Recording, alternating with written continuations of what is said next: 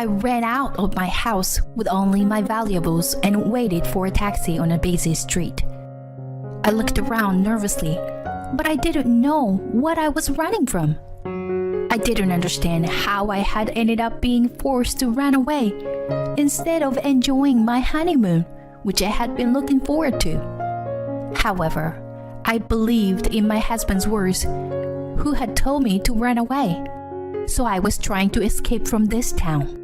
I am Marin, a 30-year-old business consultant.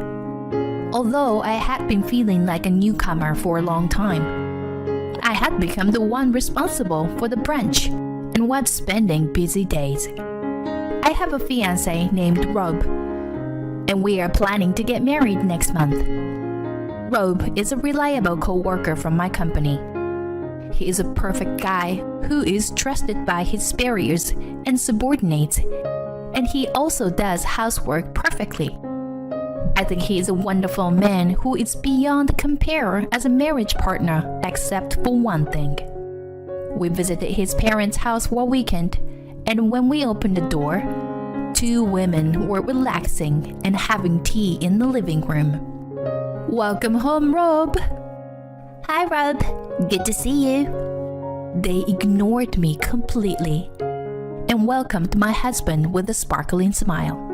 Here we go again. Why is Alyssa here too? Well, Alyssa is like a daughter to me, you know. Right? Right. When Rob and I get married, I'll become your daughter for real. Whoa, that sounds nice. My husband sighs heavily. I was already filled with the desire to leave immediately. Alyssa is Rob's childhood friend and neighbor. With her big bright eyes, slender figure, and a talent for being spoiled, she is the type of woman who men can't resist. For some reason, she has become fixated on Rob, especially since he told his parents that we were getting married. Alyssa sends him endless messages, constantly asking him to meet up. Her persistence made me anxious, so I asked Rob about it. "Babe, aren't you being pursued by a cute childhood friend like her and just not interested?" When I asked my husband, he looked really disgusted. "Well, she pretty much hooked up with everyone on the basketball team in high school. And apparently, she only dated guys who already had girlfriends or wives in college. I mean, marrying a woman like her is just too scary, right?" I breathed a sigh of relief, knowing that Rob wouldn't be swayed by Alyssa, but my mother-in-law was on Alyssa's side. She tried to make me feel unwelcomed by showing off her close relationship with Alyssa. It seemed that my mother-in-law didn't know about Alyssa's recklessness. She was planning to have Alyssa as her daughter-in-law because she thought Alyssa, who appeared innocent and obedient, would be easy to handle. Because of these two women, I had a terrible wedding experience.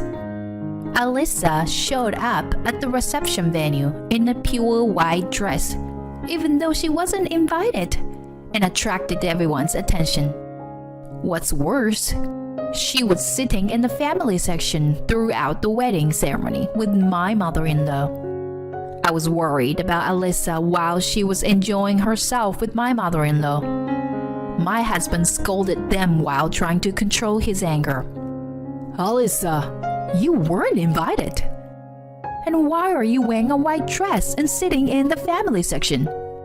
And what are you doing, Mom?" "But it's my beloved childhood friend's wedding. I have to celebrate it.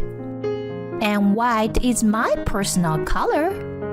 I look good in it, don't I?" Yeah. The dress suits Alyssa's fair skin very well. She looks the most beautiful in this venue, my mother-in-law replied.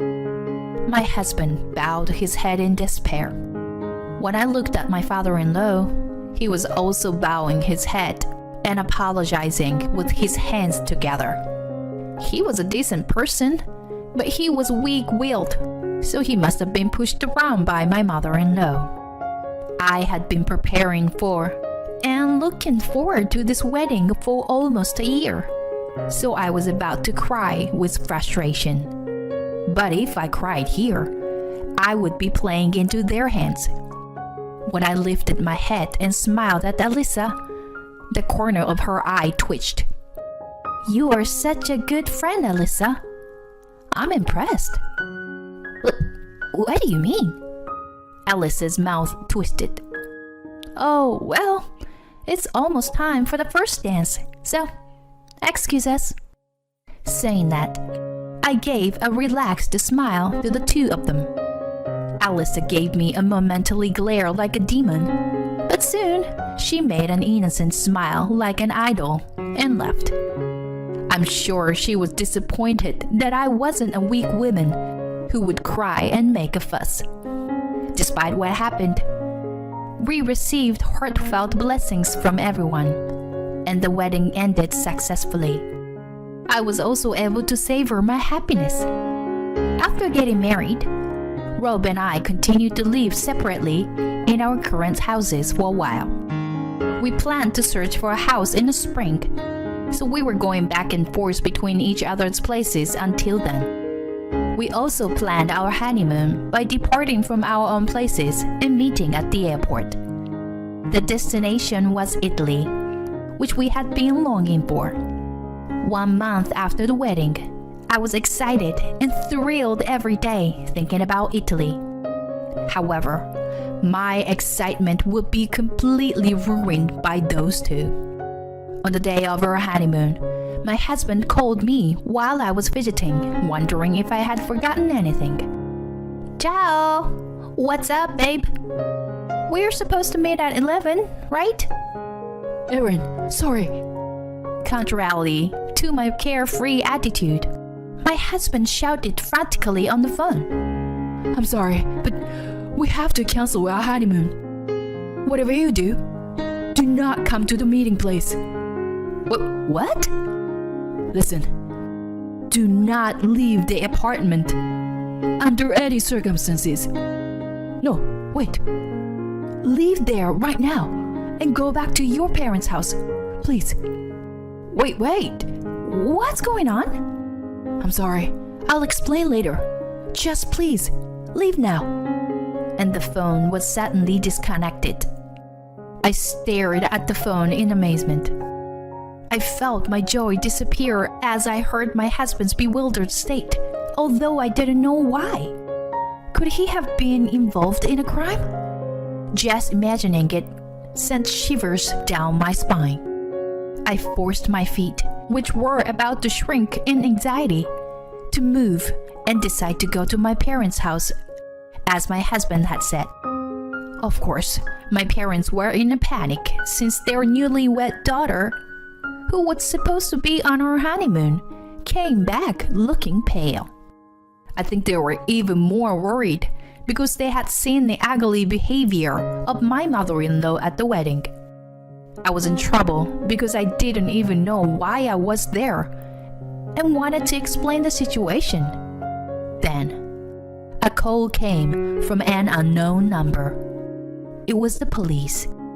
The police officer told me the reason why he called me in a softer voice than I had expected. Residents reported that there were women shouting loudly while knocking the door of your room. So we secured them as they seemed excited. However, this woman is claiming to be your mother. What? My mother? What? Me? I exclaimed. And my mother, who was right next to me because I had to put the call on speakerphone, also shouted in surprise. The police were surprised to hear my mother's voice. I was also momentarily stunned, but I soon realized who the women were. It was my mother-in-law. And probably Alyssa was with her too. I didn't know why they had come to my place on the day of my honeymoon, but my husband had probably panicked because of them. The time for the flight we had reserved had passed, and our honeymoon was ruined because of them. I told the police officer firmly in a strong tone. My mother is next to me. Those people are strangers. Wait, Erin, it's me. It's me. My mother-in-law shouted on the other end of the phone, but the police officer seemed to sense something. Thank you for your cooperation, ma'am. I hung up the phone after hearing these words. Probably my mother-in-law and Alyssa had come to my apartment to harm me. Several hours later, late at night, my husband appeared at my parents' house. As expected, it was my mother-in-law and Alyssa, who had been taken care of by the police. They had planned to detain me when they learned that we were supposed to meet at the airport. Their scenario was like this. Alyssa would run to my husband, who was waiting at the airport, and lie that I had eloped with another man. Then Alyssa would comfort my shocked husband and take him away. Then they would go on a honeymoon trip together. And maybe Alyssa would deepen her love with him instead of me. It was such a ridiculous plan, and I couldn't help but be amazed by their shallowness. But their plan wasn't just that. After detaining me, I was supposed to be taken to a man picked by my mother-in-law. He was a 45-year-old unemployed man who was her brother. They had even put Alyssa's cousin on standby in a car for this purpose, which sent shivers down my spine. The reason why my husband knew about their terrible plan was thanks to my father-in-law. He happened to encounter my mother-in-law and Alyssa discussing their plan on the day of our honeymoon and contacted my husband. My husband and father-in-law went to the police to handle everything and finally came to my parents' house. My husband apologized for canceling our honeymoon and for his part in handling everything. He had done everything he could, but he looked exhausted after just one day. I was sad and frustrated, but I couldn't blame him.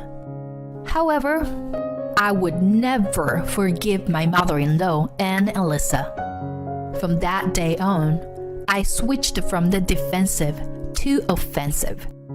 First, I demanded that they pay for the cost of repairing the apartment door that they had broken, as well as compensation to the management company for the inconvenience caused. I even demanded that they pay for the cancellation fee of the honeymoon trip, which cost almost $15,000 in total. Of course, the two of them resisted. It's not my fault. It's Rob's fault for not being honest, even though he likes me. I just want your happiness, Rob. All right, I understand. Oh, yeah? Rob, I know you have feelings for me. I mean, if you are not willing to pay, then we will have to take this to court. Huh? Court? If this goes to court, I'll have to pursue the fact that you tried to kidnap my wife too. And then the cost and the compensation will go up. When my husband mentioned the word court, my mother-in-law began to tremble and Alyssa burst into tears. Rob, will you forgive me, right? I'm important to you, right? No, and no. I will never forgive you. Alyssa let out a small scream as my husband glared at her with cold eyes. How can you do this to me? But you love me too, don't you, Rob? How can I love a woman who'd screwing multiple men at once, including married men? My mother-in-law looked shocked when she heard this, and I also supported my husband. You said you liked Rob, but wasn't it only after I got engaged to him? I bet you suddenly became interested in him as soon as he belongs to someone else. Wait, what? You, Alyssa. Alyssa's eyes swim with agitation, and she points to my mother-in-law and yelled, "Rob, your mother was trying to use me because she didn't like Erin." "Alyssa, are you really trying to put the blame on me?" "Rob, she's lying. I was trying to stop her, you know." As the two of them started arguing and almost getting into a fight, Alyssa's parents and my father-in-law intervened and settled the matter. They decided to split the costs equally. Alyssa's parents, who had not noticed their daughter's outburst, apologizing profusely. We also made a written agreement that if Alyssa and her mother approached us again, there would be penalties. The plan had failed, but it was too malicious for us to forgive them. 3 years later, we were living peacefully with our son when a man visited us. He introduced himself as Alyssa's fiancé, dressed in a smart, expensive suit. When he went to Alyssa's family home to greet her parents, he happened to meet one of her classmates. And the classmates told him about Alyssa once being obsessed with my husband. We hadn't heard her name in a while and were taken aback. That classmate was probably someone who attended our wedding and witnessed Alyssa's misconduct. "I heard that Alyssa was planning to steal you away or something like that. I thought it was just a joke, but I noticed that Alyssa looked pale and shaken. So I did some investigation. You and Alyssa are childhood friends. You're not with her, right?" "Of course not. We've never even dated." Rob's statement put Alyssa's fiancé at ease. Rob continued, "However, there's a possibility that she's dating someone other than me." "Huh?"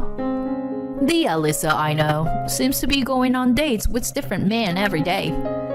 She even showed up at our wedding in a white dress and confidently sat in the groom's family section without being invited." That's... If you are going to investigate, I think you should widen the score beyond just me." Yes. Thank you for your time. Excuse me." Then Alyssa's fiancé replied in a barely audible voice and left our home unsteadily. It seems that Alyssa's fiancé was the son of a well-known company president and financially stable. But his family was furious when they found out about Alyssa's deception. Not only has she been seeing other men while engaged to him, but there were several of them, and he had broken off the engagement and was also demanding compensation for damages. On top of being abandoned by her fiancé, she was also in debt. It's time for her to realize that a life of deceiving others is coming to an end. I don't really care about her, but it's so satisfying to see her get what she deserves. On the other hand, it seems that my mother-in-law and Alyssa engage in catfights every time they see each other, which is caused by the fact that they live nearby. I feel sorry for the neighbors who are forced to witness their ugly fights. In addition to that, my mother-in-law seems to be restless every day because she can't even meet her first grandchild. While my father-in-law happily comes over to our house with baby supplies, she watches him leave while biting her nails. Although she had sent baby clothes and toys to us a few times, I returned them without even looking inside. Amidst not being able to see her grandson or son, she must be grateful for the kind presence of her husband. As for my own family, this year, when my son turns 4 years old, we are planning to make up for our cancelled honeymoon. We are going to Italy. The unpleasant memories of the day are fading day by day, but I want to make unforgettable sparkling memories that will last a lifetime this time. Ciao! Ciao. You're good. Alright, next is buongiorno. Buongiorno. I smile as I watch my beloved son and husband practice Italian in the living room. They are my happiness, and I will cherish them as long as I live. Hey, parasite, are you watching this? Saying that, my husband waved his hand towards me with his smartphone screen. His face was red, and it was clear that he was quite drunk. Then, another person appeared on the screen next to him. Come on, Claire. Let my brother go already. You parasite. That was my sister-in-law, Amber. These two call me a parasite who has no choice but to rely on my husband's income as a full-time housewife. At that time, they made a video call to me while drinking at their parents' house on purpose. I let out a deep sigh. Hey, you were drinking at your parents' house now, right? Are your parents there? Yeah, they're here. Why? Can you let me talk to your father? Huh? Why? Are you planning to tattle on me, to my dad or something? My sister-in-law's high-pitched and carefully voice spoke up from next to him. Oh, well, it's fine, isn't it? Our dad is on our side. Daddy, Claire wants to talk to you.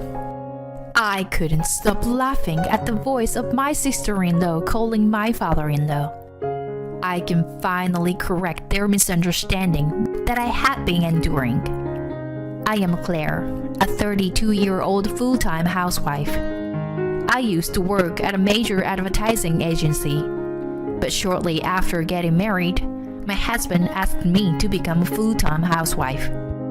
Hey, Claire, can you become a full-time housewife? I'll support you. Huh? I was surprised by his words, and my husband took my hand gently. He was a completely different person back then, much kinder than he is now. 'Cause we got married, right? If we want a happy home, it's better for one of us to stay at home and take care of things. But I can't do housework, and all I can do is work. You, on the other hand, are good at that kind of stuff, unlike me, right? Well, I'm not really that good. What are you talking about? Didn't you cook for me some Italian on your day off before? It was really delicious, and it made me feel so much better. I really respect and love that about you. So, please, quit your job, okay? Seeing my husband asking me like that, I reluctantly made up my mind. Okay, I understand. I don't know if I can quit right away, but I'll talk to my company. Thanks, Claire. I appreciate it.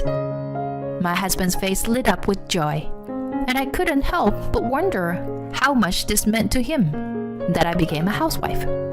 I thought it was a little strange, but seeing how happy my husband was, I decided to give in. I liked my job at the advertising agency, and I had just started getting assigned to plan advertising campaigns. So, I had mixed feelings about leaving my job.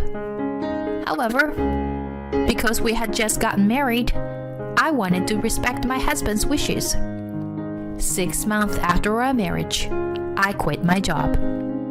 In our early stages of marriage, my husband always expressed gratitude for my help and the household chores. However, after about 3 years, he stopped saying thank you and making comments that blamed me for not having a job. You're lucky. You can live an easy life just relaxing at home. Huh? Whoa, isn't it true? You're living off the money I earn. I'm jealous. Being able to just stay at home and not work, and still get by. But you're the one who asked me to become a housewife. Remember? My husband looked annoyed. See? You can use my words as a shield to justify yourself. It's so easy, isn't it? Well then, if you were a housewife, focus more on household chores. You have it easier than anyone else in the world, since you don't work and you don't even have children. And yet, you always do things half-heartedly, don't you? He is probably referring to the frozen foods I received from our neighbor. What are you talking about? The frozen food? They own the grocery store, remember? They gave us a lot, so I don't want to waste it. I'm trying to save money on groceries and save for our future. When I said that, my husband stuttered. He had been talking about saving money to build a house, so we had discussed the saving. Well, I know that without you telling me. But saving money and making half-hearted dishes are not related. If you received frozen food, you can use it, but try to be more creative. Make it look like a more elaborate dish. I sighed at my husband's complaint. He must think that putting unnecessary effort into something is a good value. I've never made things difficult for my husband by cutting corners on cooking, cleaning, or laundry. I shouldn't have to be called the one who has it the easiest in the world, despite this. I thought that, but I didn't want to argue, so I said, "Understood." I already knew that my husband's change in attitude had its roots in work-related stress. He has a selfish side that makes him think, why am I the only one going through such a tough time when I'm tired and struggling? He only sees his own hardships and doesn't think much about others. This narrow-mindedness makes him oblivious to the effort that I put into household chores. That's why he started thinking, I work so hard, yet the money keeps disappearing because of my wife. It seems that my sister Amber, who dislikes me, also whispered bad things about me in his ear.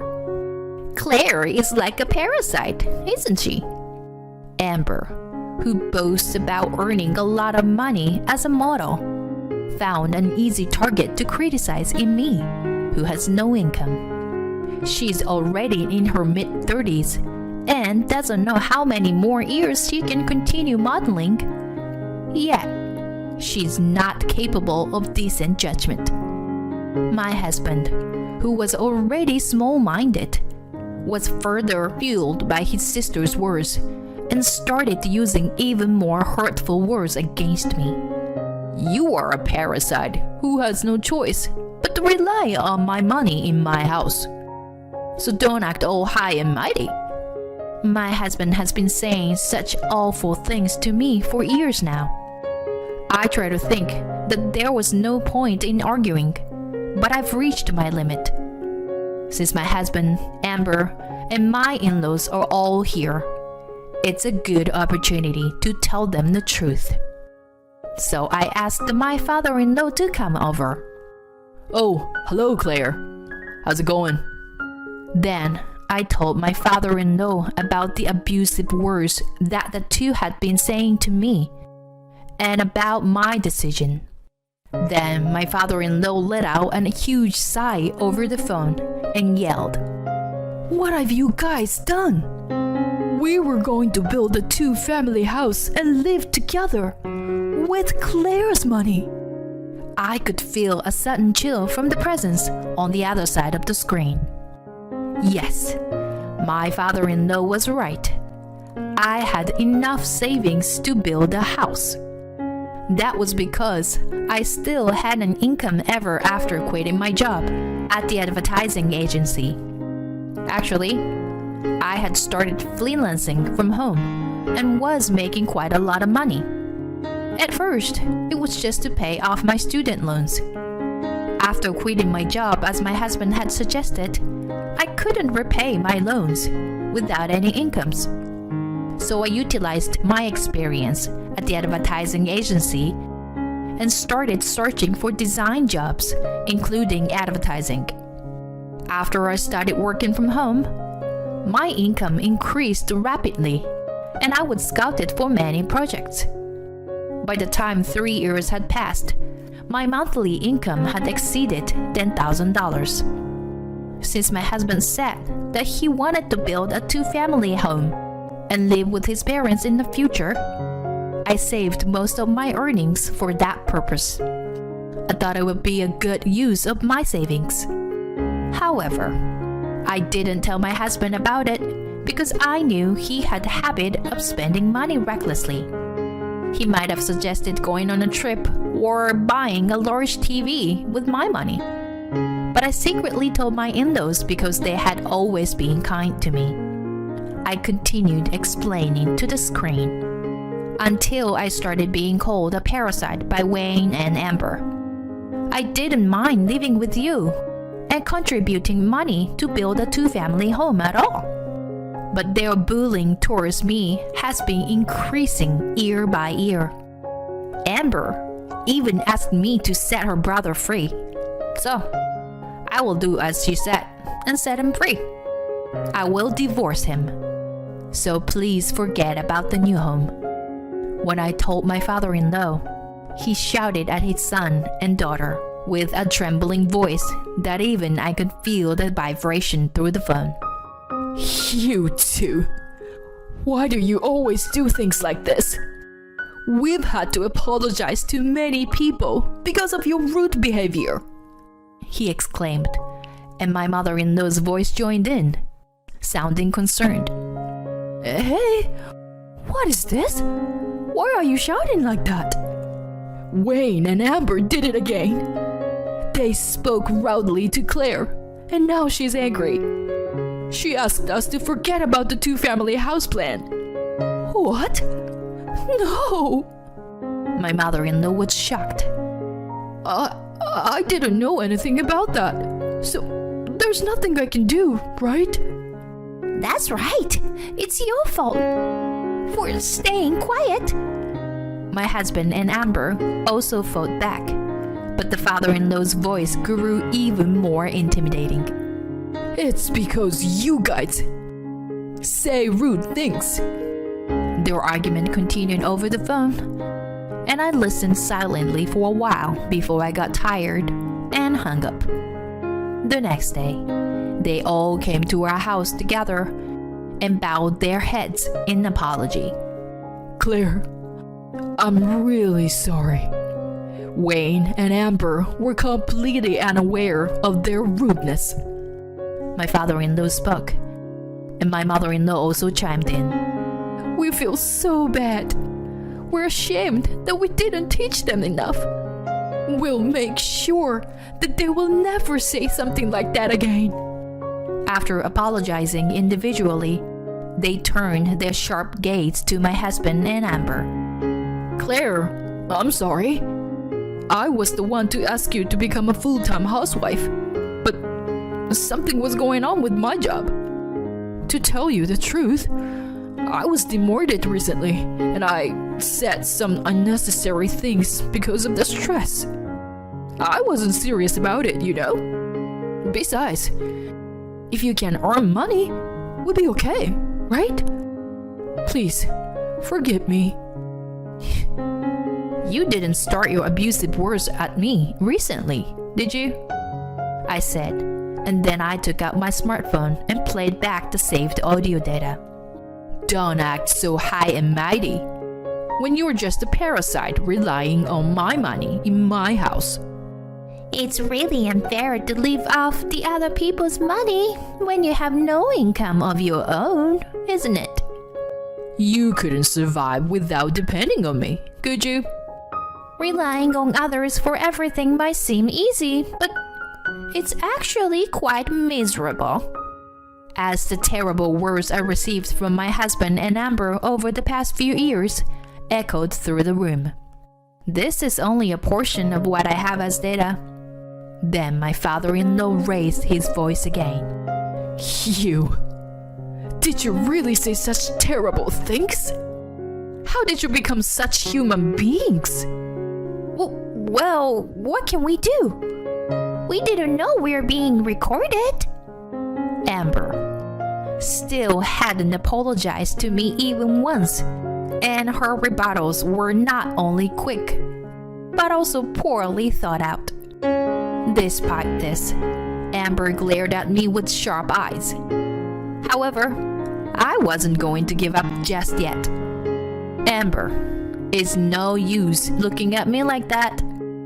What you said to me has been recorded as evidence. Even you understand what people will think when they hear it, right? I'm going to claim alimony from you and your brother based on this. Alimony? Amber's voice flipped over, and my husband's tone was also disrupted as he opened his mouth again. Wait a minute. Please, don't ask for compensation. We've already apologized. This is not a joke. You can't expect me to forgive you with just a few words of apology? Well, perhaps we should bring a third party to objectively assess the situation. Don't worry. If it's an unjustified claim, it won't go through.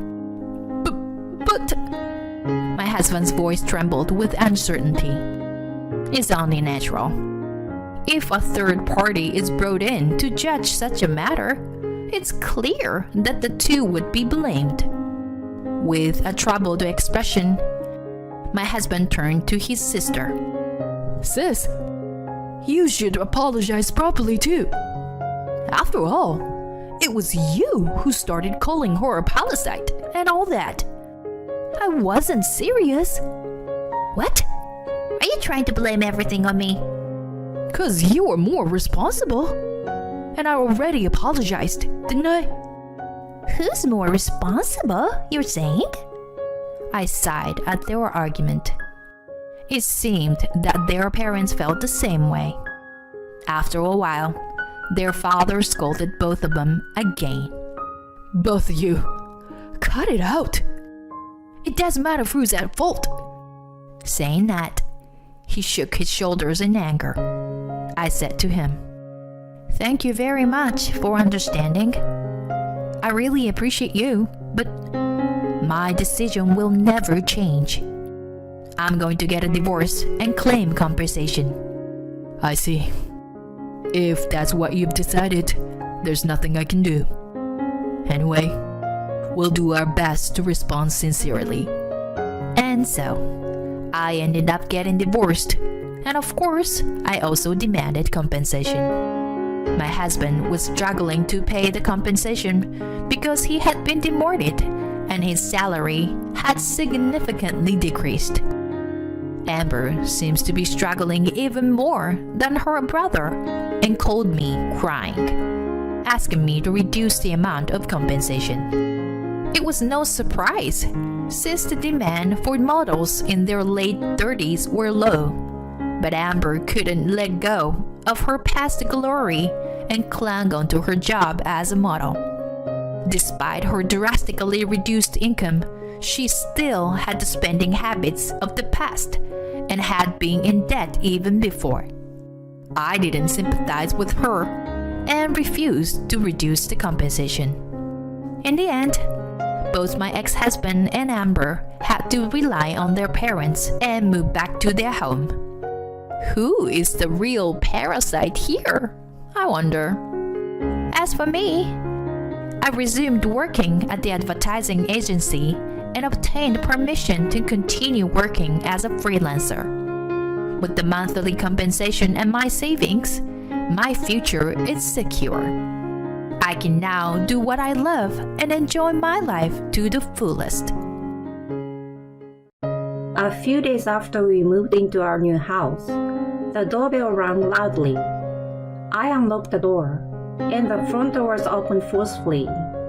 "If you finished your new house, why haven't you invited us over?" It was my mother-in-law at the door. Behind her was my husband.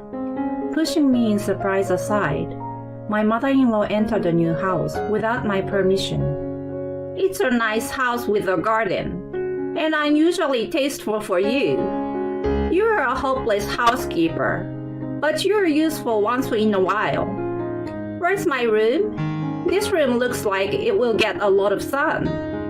I managed to stifle a laugh at my mother-in-law's cheerful words. What a carefree person she is. We are strangers, you know. There is no room for you. What? How can you say such terrible words to a family member? If you apologize now, I will forgive you. If not, then I will divorce you. My husband yelled at me, with his face red, and my mother-in-law grinned at him with a nasty smile. How ridiculous, not knowing that it was a meaningless threat. I sighed, and then confronted them with something. The moment they saw it, my mother-in-law and my husband froze. Oh, you can't be serious. You can't divorce me. I'm already single. My name is Avery. I have been married for 5 years to Daniel, whom I met when I was a university student. Although we got together and got married because of his strong proposal, our married life was a little different from what I expected. Daniel was someone who always put his mother's opinion first in everything. Even when it came to making small decisions, he would say, I will ask my mom. Daniel always tried to get his mother's opinion. For example, he would ask for her opinion on everything from where to go on our honeymoon to which dentist to see, even the color of the curtains in the bedroom. He asks his mother about everything and chooses whatever she tells him. I was concerned about this attitude, but I pretended not to notice it. Because although my marriage with Daniel was not a very satisfying one, it wasn't bad either. He did help me with simple household chores, such as taking out the trash, even though he complained about it. On weekends, we would go out to eat together or go on trips. And on anniversaries and birthdays, we always celebrated and he gave me presents. I think Daniel was a rather good husband as long as I kept my eyes on my mother-in-law. So I didn't point out anything in particular to him, and we stayed married. However, something happened after my father-in-law passed away. Our marriage, which had been going well for some reason, began to go a little awry. Hey Avery, do you have a minute?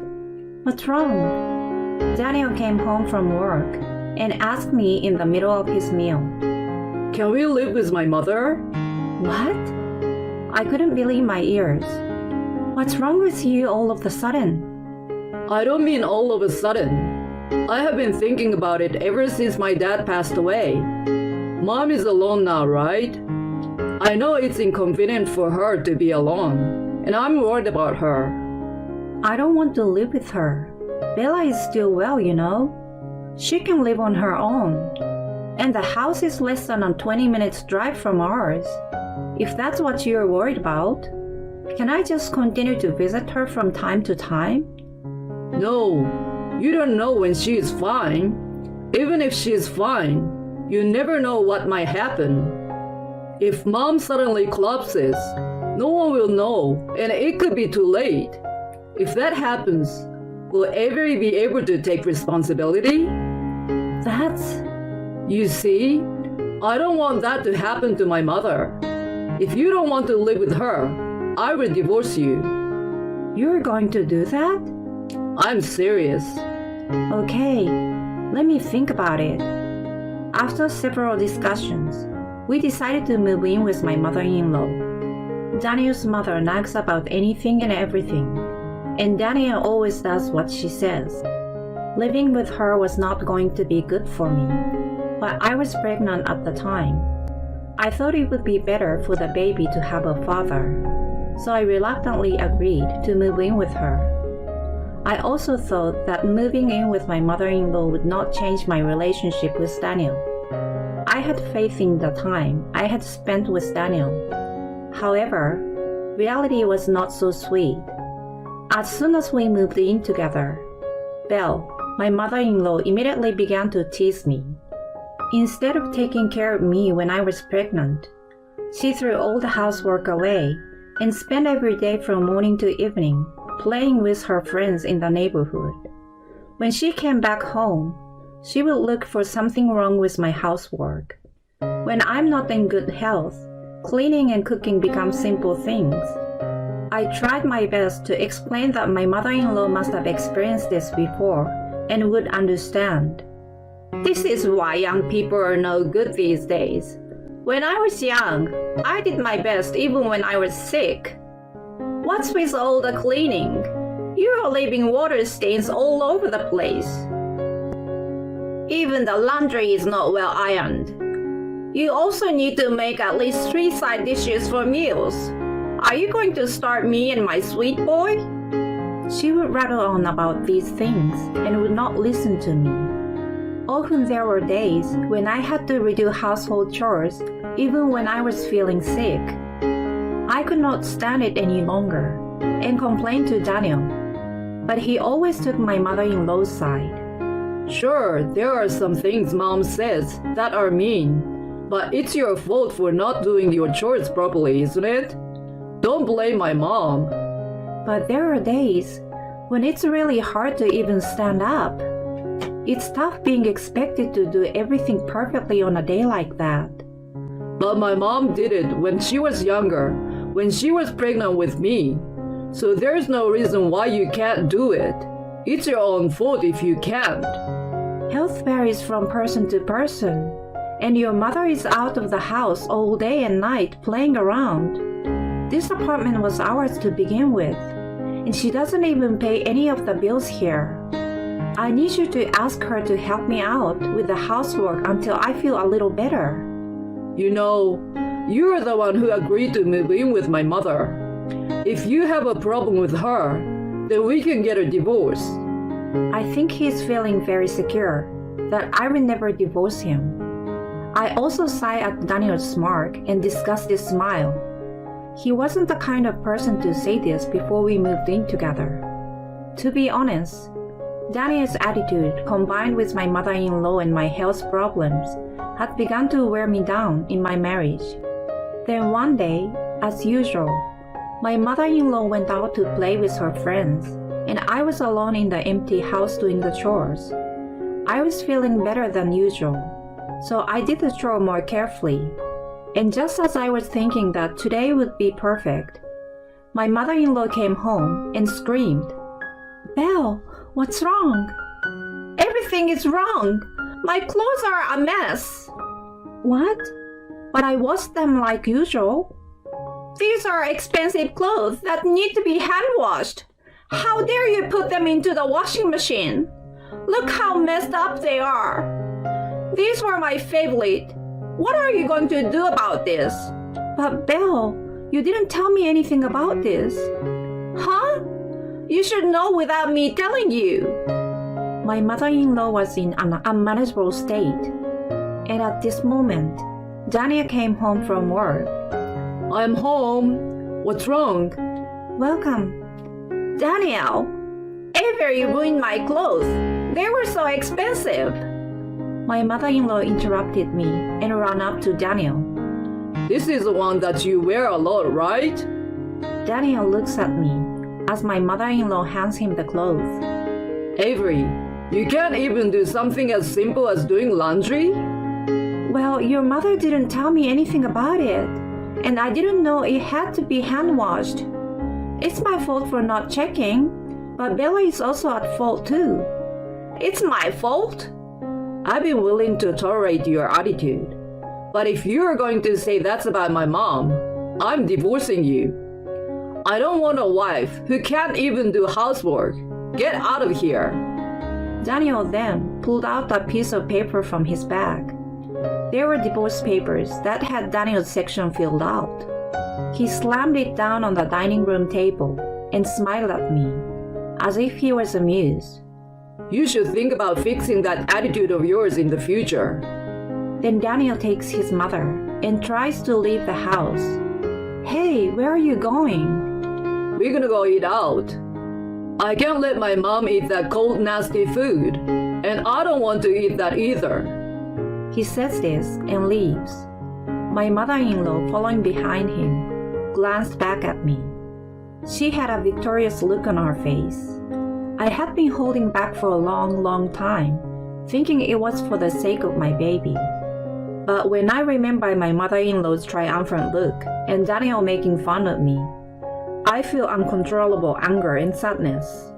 Although Daniel was a person who always put his mother first, he was never a person who would make fun of me. How could this have happened?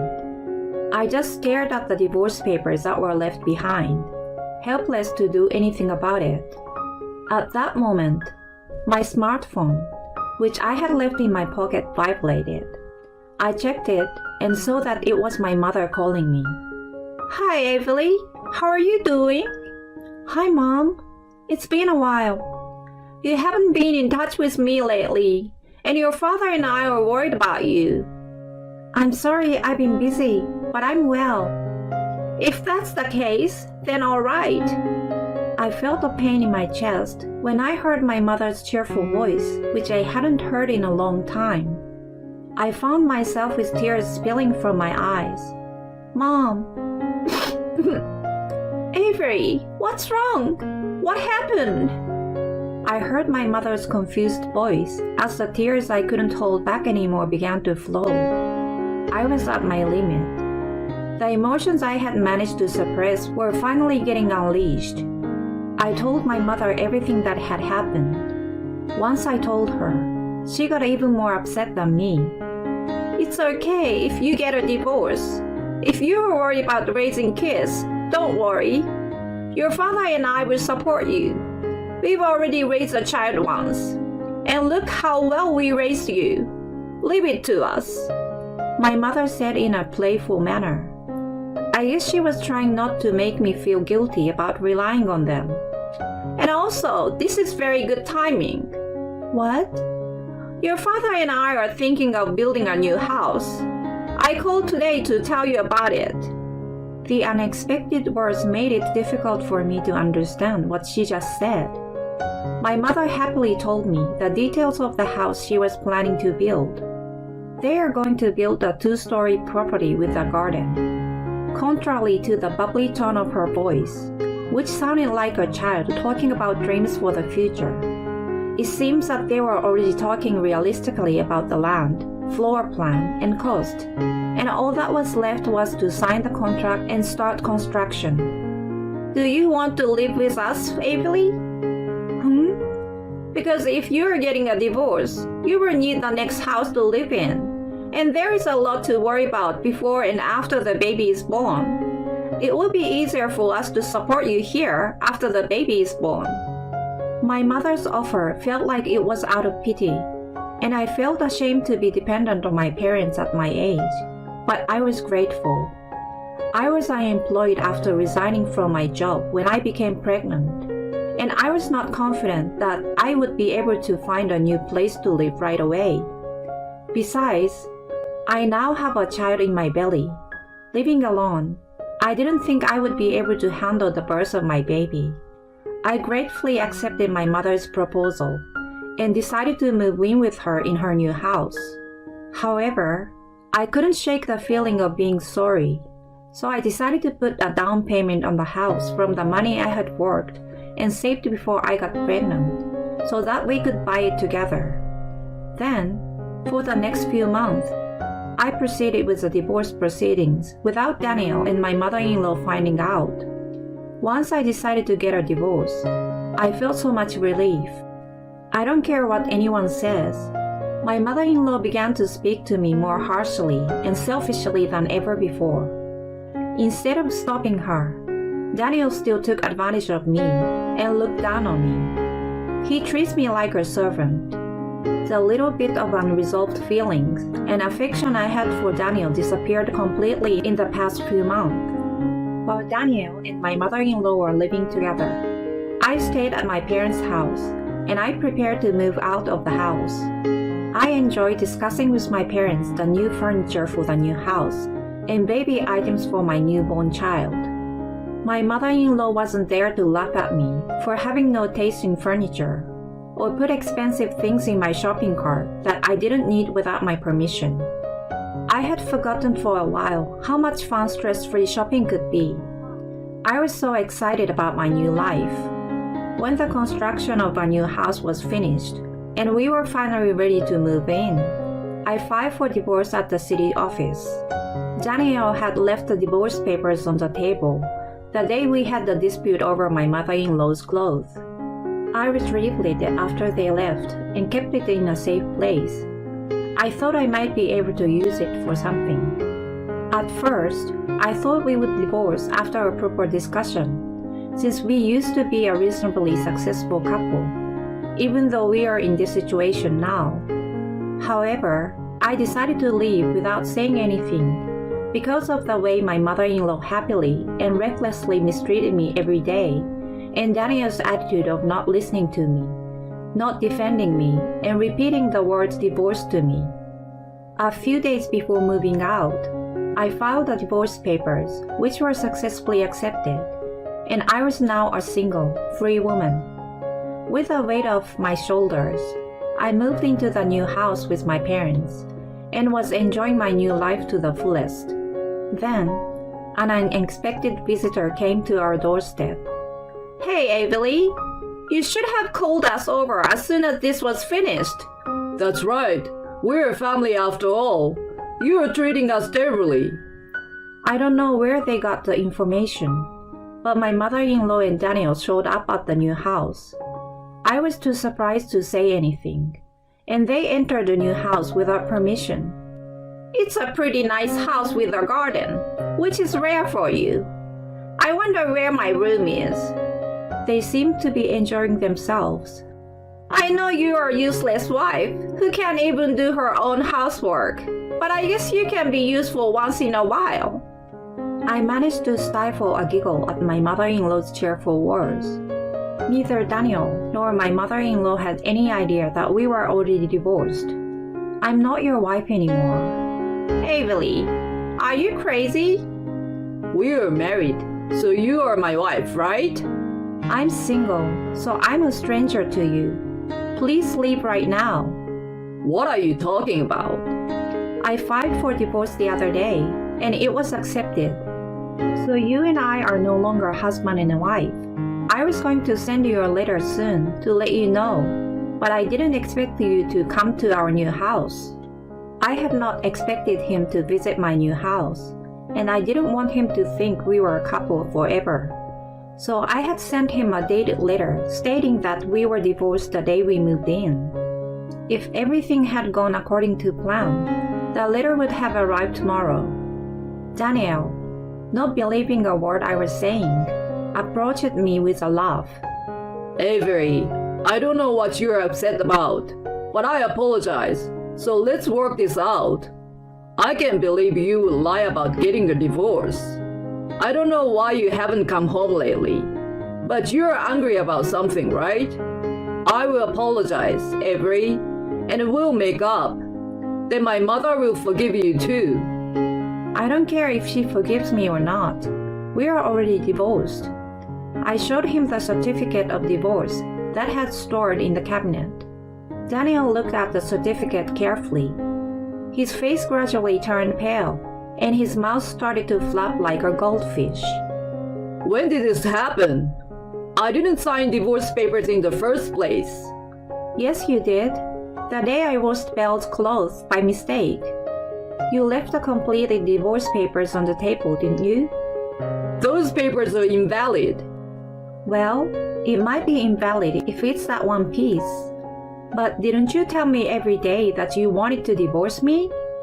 I recorded you and your mother's words every day, and I kept a diary. They told me that the diary can be used as proof.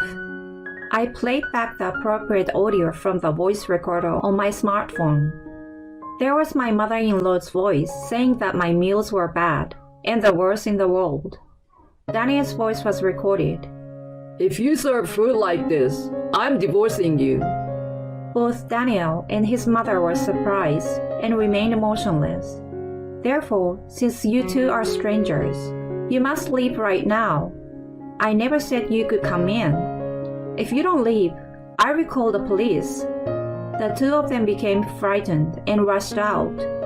I watched their backs and locked the door tightly to prevent them from coming back in. Apparently, when Daniel and his mother found out that my parents and I had bought a new house, they had moved out of their house and had also ended the lease of their apartment.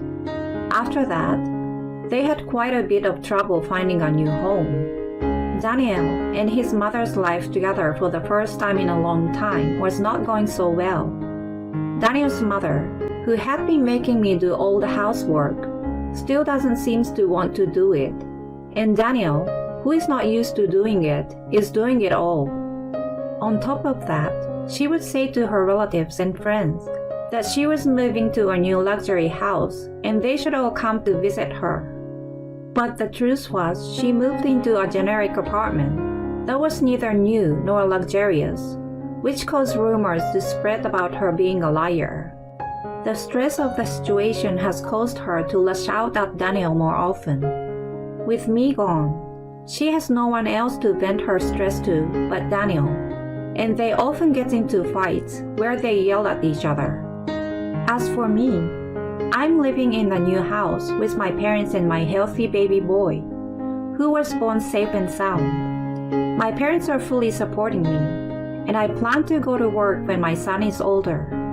I want to create a home where my son can grow up healthy and with a smile on his face. With this goal in mind, I'm living a peaceful and happy life while struggling to raise my son day by day.